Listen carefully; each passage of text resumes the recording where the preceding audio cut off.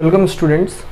तो अब हम ट्रिग्नोमेट्री का एग्जांपल नंबर 6 देखेंगे, है ना। तो एग्जांपल नंबर 6 में हमसे बोला जा रहा है in triangle A B C right angle at B A B is equal to 5 centimetre, angle A C B is equal to 30 degree, then determine the length of B C and A C. That means A B C एक right angle triangle है जिसमें B जो है right angle है, A B का length 5 centimetre दिया हुआ है और ए सी बी एंगल का जो वैल्यू है वो 30 डिग्री दिया गया है। तो हमसे पूछा जा रहा है कि बी सी और ए सी इन दोनों का लेंथ क्या होगा। तो सबसे पहले मैथ्स को क्वेश्चन को सॉल्व करने का सबसे सिंपल तरीका ये होता है, 2-3 स्टेप होता है मेनली। सबसे पहला स्टेप तो ये होता है कि आपको फार्मूला जितने भी हैं वो अच्छे से याद होने चाहिए। ओके, जो भी वैल्यूज़ आपको याद करना है, फार्मूला हो गया या वैल्यू हो गया, उसको याद कर लो। दूसरा तरीका, क्वेश्चन को पढ़ो तो सबसे पहले जो भी आपको दिया गया है इन्फॉर्मेशन क्वेश्चन में उसे नोट डाउन कर लो। तो सबसे पहले हम क्या करेंगे कि हम इन्फॉर्मेशन जो भी हम क्वेश्चन में दिया गया है उसे नोट डाउन करेंगे। तो सॉल्यूशन गिवन क्या है हमें, A B is equal to 5 centimetre, okay, and angle A C B is equal to 30 degree, ये हमें गिवन है। और हमसे पूछा क्या जा रहा है, BC और AC का लेंथ पूछा जा रहा है। अब हम ये देखेंगे कि जो इन्फॉर्मेशन हमें गिवन है, जो डिटरमाइन करना है हमें, उन दोनों को हम किस फॉर्मूला से रिलेट कर पा रहे हैं, उन दोनों चीज़ों को।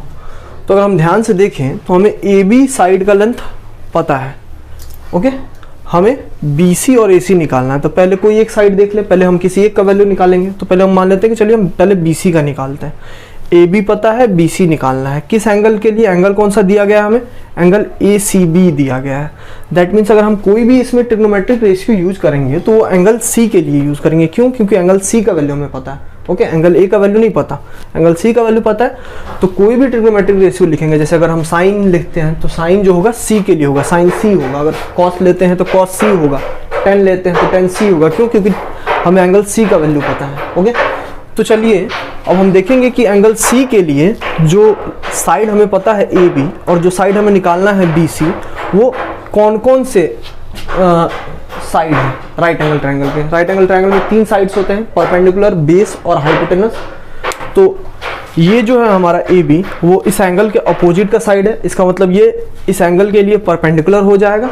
और ये जो साइड है BC जो हमें निकालना है वो इस एंगल के साथ का साइड है, एडजेसेंट साइड है। दैट मीन्स ये इसके लिए इसका बेस हो जाएगा। दैट मीन्स हमें इस एंगल के लिए परपेंडिकुलर पता है और बेस निकालना है। और परपेंडिकुलर, अब हमें ये देखना है कि जो परपेंडिकुलर और बेस है, एक पता है दूसरा निकालना है, वो किन 6 ट्रिग्नोमेट्रिक रेशियोज में से, 6 ट्रिग्नोमेट्रिक रेशियो जो हमने पढ़ा है उनमें से किस में ये जो परपेंडिकुलर और बेस जो है वो आता है। तो हम जानते हैं कि ये जो है 2 ट्रिग्नोमेट्रिक रेशियोज के फॉर्मूला में अपीयर होते हैं, परपेंडिकुलर और बेस, एक tan में और दूसरा cot में। तो अब उन दोनों में से हम कोई भी यूज कर सकते हैं। तो चलिए हम tan का यूज करते हैं। अब हम लिखेंगे in triangle ABC tan angle C is equal to AB by BC। ये हम लिख सकते हैं। क्यों लिख सकते हैं? क्योंकि tan का फॉर्मूला होता है side opposite to angle by side adjacent to angle. तो एंगल C के लिए साइड अपोजिट टू एंगल हो जाएगा AB और साइड एडजेसेंट टू एंगल हो जाएगा BC। तो इस तरह से tan C का फॉर्मूला हो जाएगा AB बाई BC। अब हमारे पास एंगल C का वैल्यू है ACB जो है वो, अगर बीच का अगर हम टर्म देखें तो ये जो C है वो इसका मतलब किसका वैल्यू है, एंगल C का।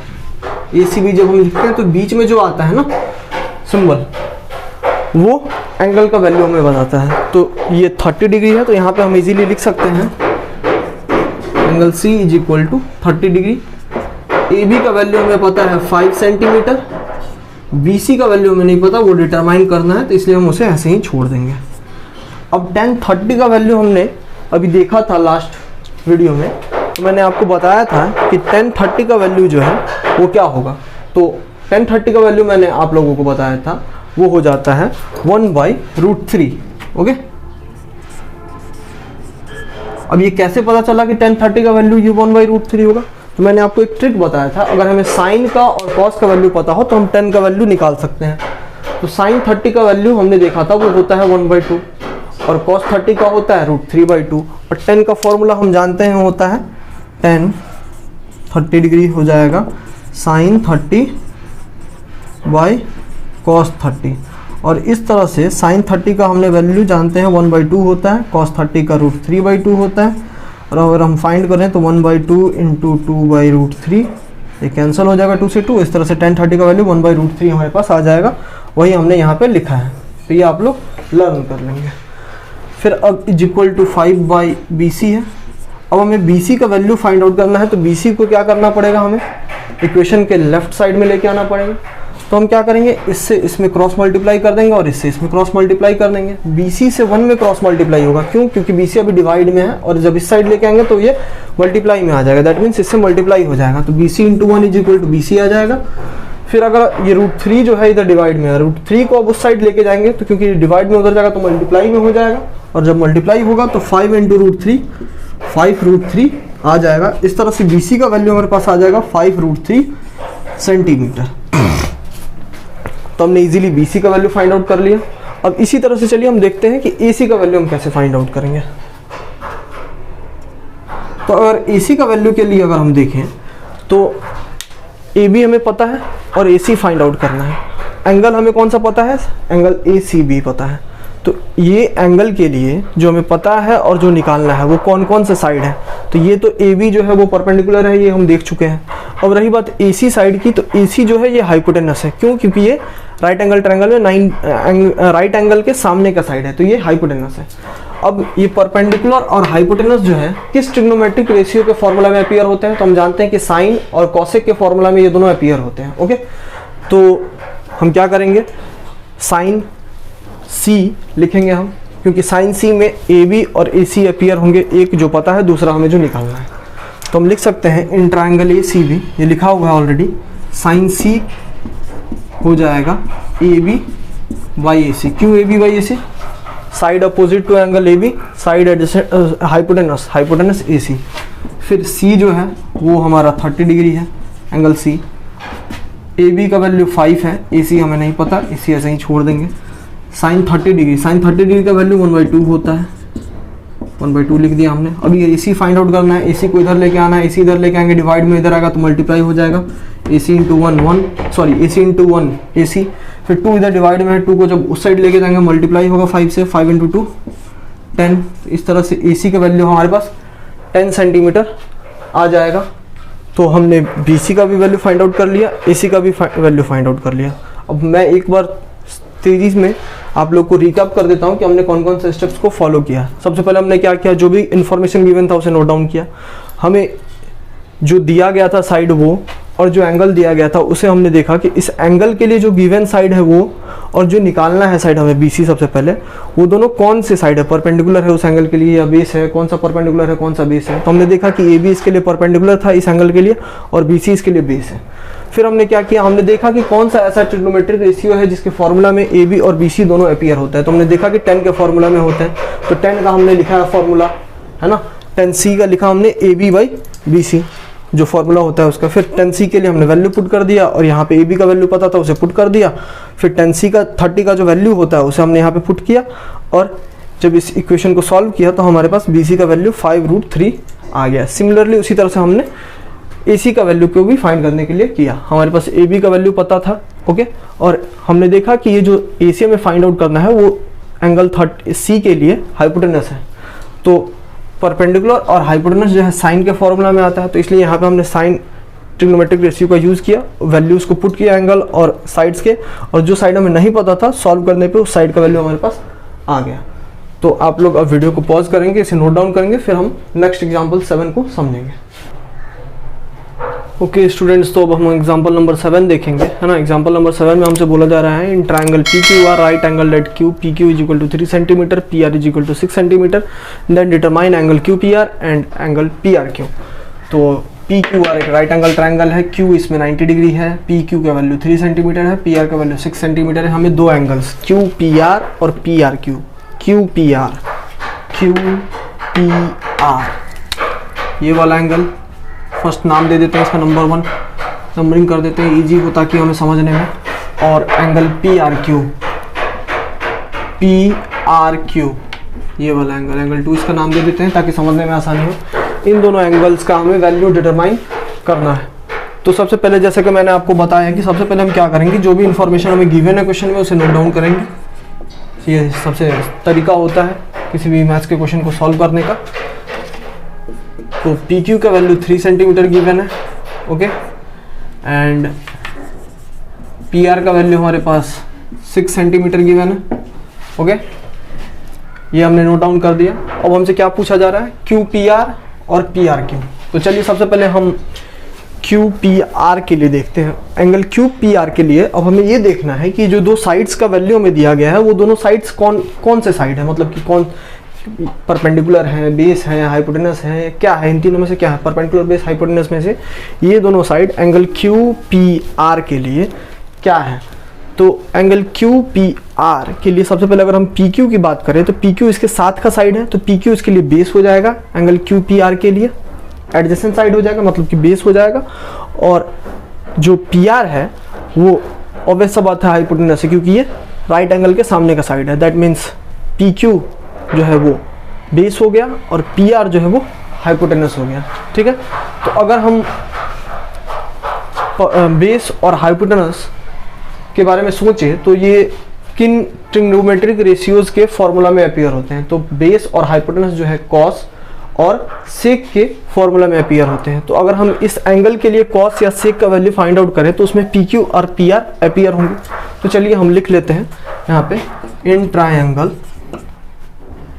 P Q R cos of angle Q P R is equal to, cos का फॉर्मूला होता है base by hypotenuse. Base angle Q P R के लिए P Q by hypotenuse P R है, और इस एंगल का वैल्यू हमारे पास नहीं है, यही हमें फाइंड आउट करना है। तो इसे ऐसे ही हम छोड़ देंगे। पी क्यू का वैल्यू हमारे पास 3 है, पी आर का वैल्यू हमारे पास 6 है, तो 3/6 लिख देंगे। इसे कैंसिल करेंगे तो फाइनली हमारे पास 1/2 आ जाएगा। और लेफ्ट साइड में LHS में हमारे पास cos angle Q P R है, ये 1/2 angle Q P R is equal to 1/2। अब हमें ये देखना है कि 1/2 जो है वो कॉस में कितने डिग्री का वैल्यू होता है। दैट मीन्स कॉस कितने डिग्री का वैल्यू 1/2 होता है। तो जैसा कि हम जानते हैं कि कॉस 60 डिग्री का जो वैल्यू है वो 1/2 होता है। अब हमने ये क्यों देखा कि कॉस में ही क्यों होता है, क्योंकि 1/2 तो बहुत सारे साइन में भी 1/2 आता है, अपीयर होता है, तो सिर्फ कॉस में ही क्यों देखा, क्योंकि LHS में जो है कॉस है, तो इसलिए हम RHS में भी कॉस का देखेंगे ताकि हमें कंपेयर करने में LHS और RHS को ईजी हो, ओके। तो हम 1/2 LHS में कॉस था ट्रिग्नोमेट्रिक रेशियो में, तो इसलिए हमने RHS में देखा कि 1/2 कितने कॉस डिग्री, मतलब कि कॉस कितने डिग्री का वैल्यू 1/2 होता है। तो हम जानते हैं कि कॉस 60 डिग्री का वैल्यू 1/2 होता है। अब हम क्या करेंगे, नेक्स्ट स्टेप में हमने लिख दिया कॉस 60 डिग्री यहाँ पे। अब नेक्स्ट स्टेप में हम क्या करेंगे, LHS और RHS को कंपेयर करेंगे, ओके। यहाँ पे ये ध्यान में आप लोग को रखना है कि आप लोग कॉस और कॉस को यहाँ पे कैंसिल आउट नहीं करेंगे। कितने सारे स्टूडेंट्स क्या करते हैं, कॉस कॉस दोनों साइड कैंसिल कर देते हैं, जो कि कभी नहीं होता है, वो गलत हो जाएगा उससे आपका स्टेप, ठीक है। ये LHS और RHS को हम कंपेयर करते हैं यहाँ पे, और जब हम कंपेयर करेंगे तो हमें ये पता चलेगा कि LHS में cos angle Q P R है और RHS में कॉस 60 डिग्री है। तो LHS में एंगल की जगह पे क्यू पी आर है और RHS में एंगल की जगह पे 60 डिग्री है। तो इस तरह से कंपेयर करने पे हमें ऑन कंपेयरिंग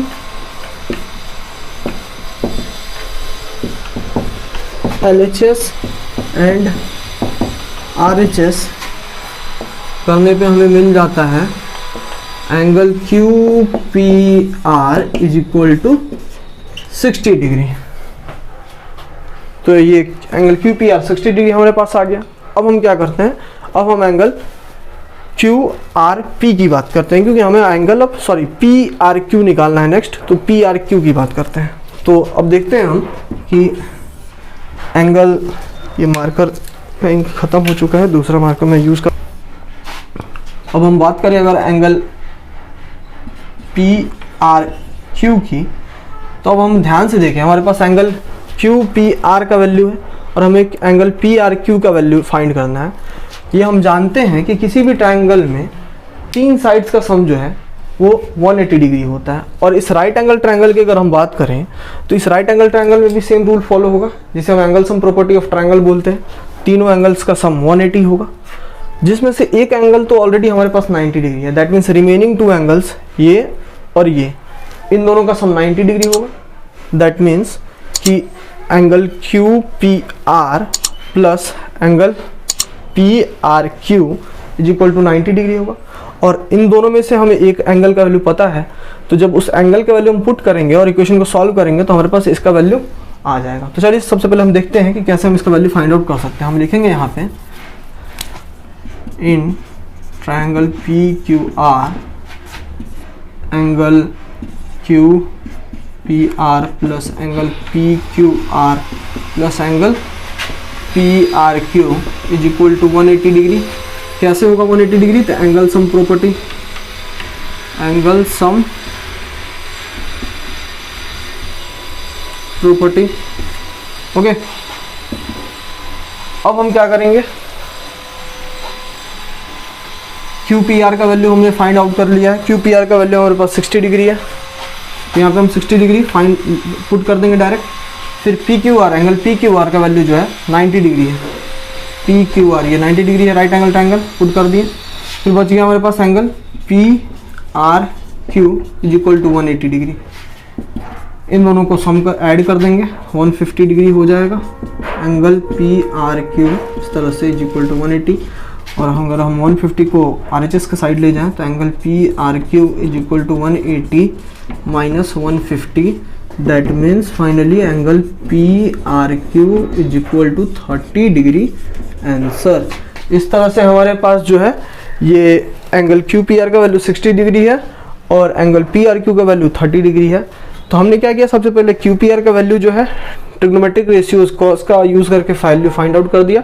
फिर हमने क्या किया, एंगल सम प्रॉपर्टी का यूज़ करके ये, क्योंकि 2 एंगल्स का वैल्यू हमें पता था, तीसरा एंगल निकालना था, तो हमने एंगल सम प्रॉपर्टी का यूज़ किया। वैसे अगर हम चाहते तो सेम जैसा कि वैल्यू हमने एंगल क्यू पी आर का निकालने के लिए जो तरीका यूज़ किया, उसी तरीका का यूज़ करके हम इसका भी वैल्यू निकाल सकते थे।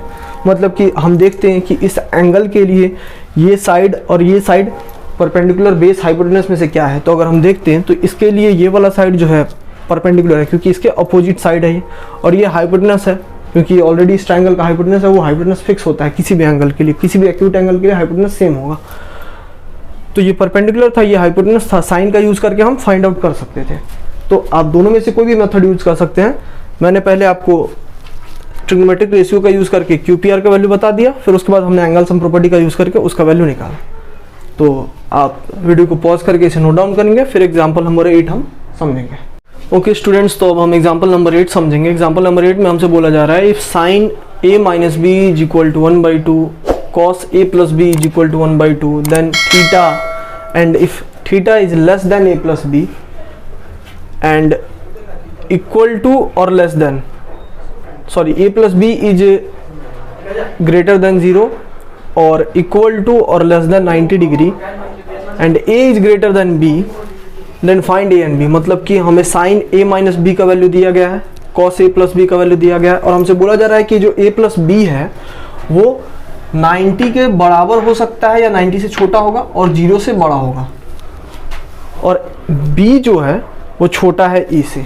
a और b के बीच में अगर कंपेयर करें तो हमें a और b का वैल्यू फाइंड आउट करना है। तो सबसे पहले हम क्या करते हैं कि जो इन्फॉर्मेशन गिवन है उसे नोट डाउन कर लेते हैं। ओके, उससे पहले हम क्या करेंगे,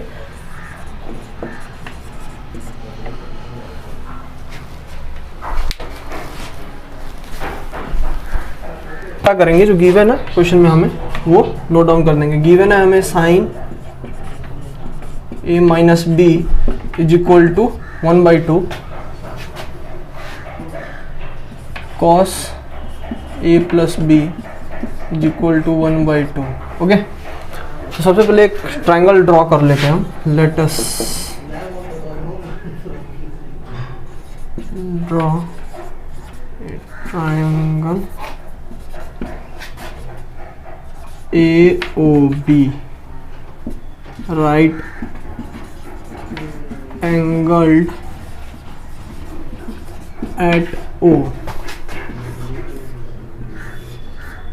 AOB राइट एंगल ट्रायंगल है जिसमें O राइट एंगल है, A और B जो है वो हमारा एक्यूट एंगल्स है।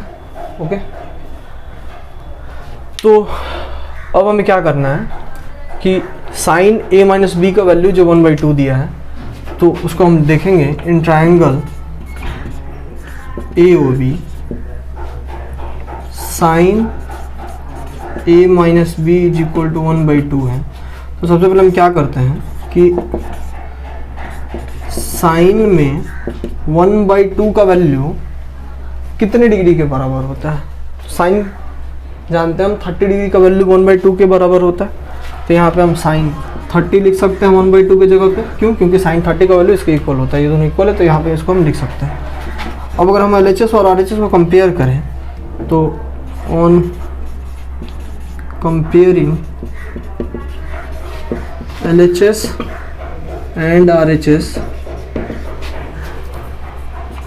a minus B is equal to 30 degree आ जाएगा हमारे पास। इसे इक्वेशन 1 कंसीडर कर सकते हैं हम।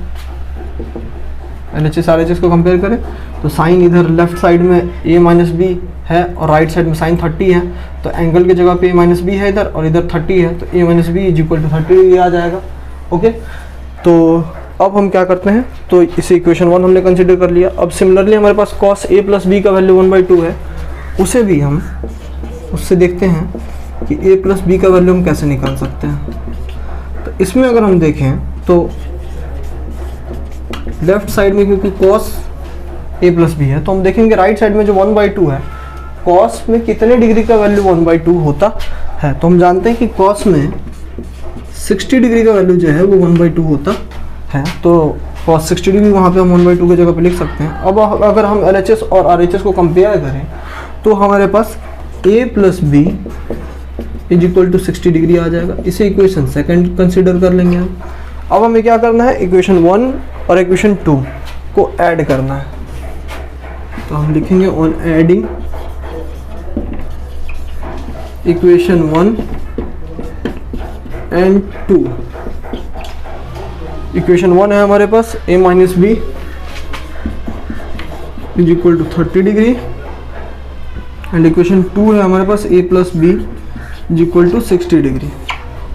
दोनों को अगर ऐड करें minus plus cancel, a plus a 2a, इधर 30 प्लस 60 90 एंड इस तरह से हमारे पास a का वैल्यू आ जाएगा 90 degree by 2 which is equal to 45 degree. That means a is equal to 45 degrees. अब अगर हम आगे देखें तो a का वैल्यू तो आ चुका है, हमें b का वैल्यू फाइंड आउट करना है। तो b का वैल्यू के लिए हम क्या कर सकते हैं, हम a का वैल्यू इन दोनों इक्वेशन में से किसी एक में पुट कर सकते हैं। इक्वेशन 1 में पुट कर सकते हैं या इक्वेशन 2 में पुट कर सकते हैं। तो चलिए इक्वेशन 1 में पुट करके हम b का वैल्यू फाइंड आउट कर सकते हैं, कर लेते हैं। Putting value of a in equation 1 which is a minus b is equal to 30 degree. Value of a we have 45 degree minus b is equal to 30 degree. अब minus B को अगर हम दूसरे साइड लेके जाएं तो वो प्लस बी हो जाएगा और 30 डिग्री को दूसरे तरफ लेके आए तो वो माइनस 30 डिग्री हो जाएगा। तो 45 degree minus 30 degree which is equal to 15 degrees. तो हमारे पास a का वैल्यू 45 डिग्री, b का वैल्यू 15 डिग्री आ चुका है। ये हमारे को एग्जाम्पल नंबर 8 का सॉल्यूशन है। इसे आप क्या करेंगे, वीडियो को पॉज करेंगे, नोट डाउन करेंगे, फिर उसके बाद हम एक्सरसाइज 8.2 देखेंगे।